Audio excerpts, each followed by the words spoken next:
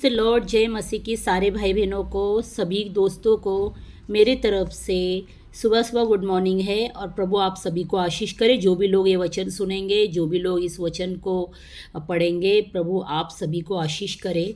तो सुबह का समय है, तो आज जैसे कि हम जानते हैं कि हमारा जो चरवा है, प्रथम चरवा हमारा है यीशु मसीह। तो मैं यहाँ पे आपको भजन संहिता 23 से ये जो वचन है, इसके द्वारा आपको मैं एक गुड न्यूज़ देना चाहती हूँ कि हमारा प्रभु यीशु मसीह जीवित है और वो हमारा अच्छा चरवा है जो हमारे लिए सब कुछ प्रबंध करता है। तो आगे हम पढ़ते हैं, यहोवा मेरा चरवा है, मुझे कुछ घटी न होगी।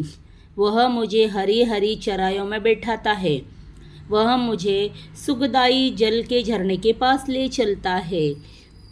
वह मेरे जी में जी ले आता है, धर्म के मार्गों में वह अपने नाम के निमित्त मेरी अगुवाई करता है। चाहे मैं घोर अंधकार से भरी हुई तराई में होकर चलूँ तो भी हानि से न डरूंगा, क्योंकि तू मेरे साथ रहता है। हालेलुया। तेरे सोटे और तेरी लाठी से मुझे शांति मिलती है। मेरे सताने वाले के सामने मेरे लिए मेज बिछाता है। तूने मेरे सिर पर तेल मला है, मेरा कटोरा उमड़ रहा है। निश्चय भलाई और करुणा जीवन भर मेरे साथ साथ बनी रहेगी और मैं यहोवा के धाम में सर्वदा वास करूँगा। आमीन।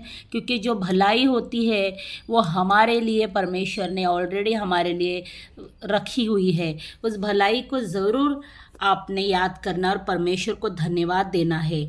वैसे हम पढ़ेंगे भजन संहिता 34। तो यहाँ पे हम भजन संहिता 34 को रीड करेंगे, क्योंकि वचन में ताकत है, वचन जीवन है, वचन हमें सामर्थ देता है, वचन हमें जय देता है। जितने ने वचन की ओर दृष्टि की और वचन पे चले वो कभी लज्जित नहीं हुए, वो कभी शर्मिंदा नहीं हुए। मैं हर समय यहोवा को धन्य कहा करूँगा, उसकी स्तुति निरंतर मेरे मुख से होती रहेगी। मैं यहोवा पर घमंड करूँगा, नम्र लोग यह सुनकर आनंदित होंगे। मेरे साथ यहोवा की बड़ाई करो और आओ हम मिलकर उसके नाम की स्तुति करें।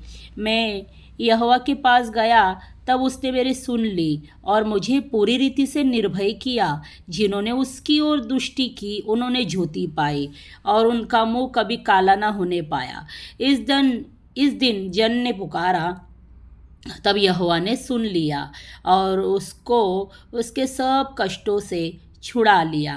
यहोवा के डरियों के चारों ओर उसका दूत छावनी किए उनको बचाता है। परख कर देखो कि यहोवा कैसा भला है, क्या ही धन्य है वह पुरुष जो उसकी शरण लेता है। हे यहोवा के पवित्र लोगों, उसका भय मानो, क्योंकि उसके डरियों को किसी बात की घटी नहीं होती। जवानसियों को तो घटी होती और वे भूखे भी रह जाते हैं, परंतु यहोवा के खोजियों को किसी भली वस्तु की घटी नहीं होगी न होगी। हे लड़कों, आओ मेरी सुनो, मैं तुमको यहोवा का भय मानना सिखाऊंगा। वह कौन मनुष्य है जो जीवन की इच्छा रखता और दीर्घायु चाहता है, ताकि भलाई देखे। अपनी जीभ को बुराई से रोक रख और अपने मुंह की चौकसी कर कि उससे छल की बात ना निकले। बुराई को छोड़ और भलाई कर, मेल को ढूंढ और उसी का पीछा कर।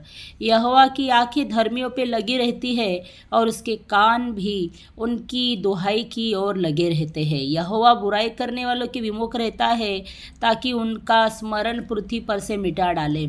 धर्मी दुहाई देते हैं और यहोवा सुनता है और उनको सब विपत्तियों से छुड़ाता है। यहोवा टूटे मन वालों के समीप रहता है और पीसे हुओं का उद्धार करता है। परंतु जैसे कि यहाँ पे लिखा है कि टूटे मन वाले, ये बड़ा ही महत्व रखता है कि जिनका मन टूटा हुआ होता है, परमेश्वर उनके करीब रहता है। इसलिए जब भी आप निराश होते हैं, दुखी होते हैं, तो कई लोग आपको, और जब आप असफल रहते हैं और आपके पास बहुत सारी चीज़ें नहीं होती, आपकी परिस्थिति ठीक नहीं होती, तो काफ़ी लोग आपका साथ छोड़ देते। लेकिन परमेश्वर का सिस्टम अलग है, परमेश्वर का हिसाब किताब अलग है, उसका न्याय, उसकी वचन अलग है। वो जब टूटे हुए लोगों को जोड़ने के लिए रहता है और टूटे हुए मन वालों के समीप में वो रहता है, उसके नज़दीक में रहता है। इसलिए परमेश्वर को हम धन्यवाद देंगे, क्योंकि वो महान है, उसकी वो मनुष्य के जैसा विचार नहीं है, उसके विचार महान है। परमेश्वर के विचार और मनुष्य के विचारों में ज़मीन आसमान का अंतर है भाइयों बहनों। जैसे कि यहाँ पे लिखा है, देखिए, धर्मी पर बहुत सी विपत्तियाँ पड़ती तो है, परंतु यहोवा उसको उन सब से मुक्त करता है। वह उसकी हड्डी हड्डी की रक्षा करता है और उनमें से एक भी टूटने नहीं पाती। दुष्ट अपनी बुराई के द्वारा मारा जाएगा और धर्मी के बैरी दोषी ठहरेंगे। यहोवा अपने दासों का मोल लेकर बचाता है। यहोवा अपने दासों का जो प्राण है ना, वो मोल लेकर बचा लेता है। आमीन। और जितने उसके शरणागत हैं उनमें से कोई भी दोषी न ठहरेगा। शत्रुओं से छुटकारे के लिए प्रार्थना। हे यहोवा, जो मेरे साथ मुकदमा लड़ते हैं, ये भजन संहिता 35 है। भजन संहिता 35 का ये वचन है, उनके साथ तू भी मुकदमा लड़। जो मुझसे युद्ध करते हैं उनसे तू युद्ध कर। आमीन। ढाल और भाला लेकर मेरी सहायता करने को खड़ा हो। बर्छी को खींच और मेरा पीछा करने वालों के सामने आकर उनको रोक। आमीन। और मुझसे कहे कि मैं तेरा उद्धार हूँ। जो मेरे प्राण के ग्राहक है वे लज्जित और निरादर हो। आमीन। जो मेरी हानि की कल्पना करते हैं वे पीछे हटाए जाए और उनका मुंह काला हो। वे वायु से उड़ जाने वाली भूसी के समान हो और यहोवा का दूत उन्हें हाँकता जाए। उनका मार्ग अंधियारा और फिसलन भरा हो और यहोवा का दूत उनको खदेड़ता जाए। क्योंकि आकरण उन्होंने मेरे लिए अपना जाल गड्ढे है मैं बिछाया। आकरण ही उन्होंने मेरा प्राण लेने के लिए गड्ढा खोदा है। अचानक उन पर विपत्ति आ पड़े और जो जाल उन्होंने बिछाया है उनमें आप ही फंसे और उसी विपत्ति में आप ही पड़े।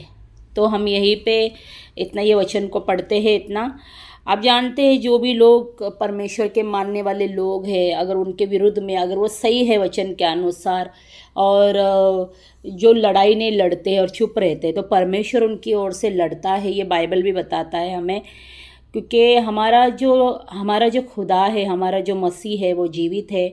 वो हम तो छोड़ देते हैं, कई बार लोगों को क्षमा कर देते हैं, लेकिन प्रभु को सब कुछ याद रहता है। प्रभु जानते हैं कि किसको कौन से समय पे क्या करना है। इसलिए परमेश्वर पे हमेशा भरोसा रखना बहुत ज़रूरी है। प्रार्थना करना ज़रूरी है, परमेश्वर से मांगना ज़रूरी है कि परमेश्वर हमें हिम्मत दे के हम सारी बातों को सह सके। तो छोटी सी प्रार्थना हम करेंगे। धन्यवाद देते हैं मेरे प्यारे परमेश्वर, ये समय के लिए आपको धन्यवाद देते हैं प्रभु। जैसे कि सुबह का समय सुंदर वचनों के द्वारा आपने परमेश्वर हमें आशीषित किया, इसलिए धन्यवाद देते हैं। जो आपकी ओर दृष्टि करता है वो कभी लज्जित नहीं होता। जितने भी वचन को सुनेंगे सबके हृदय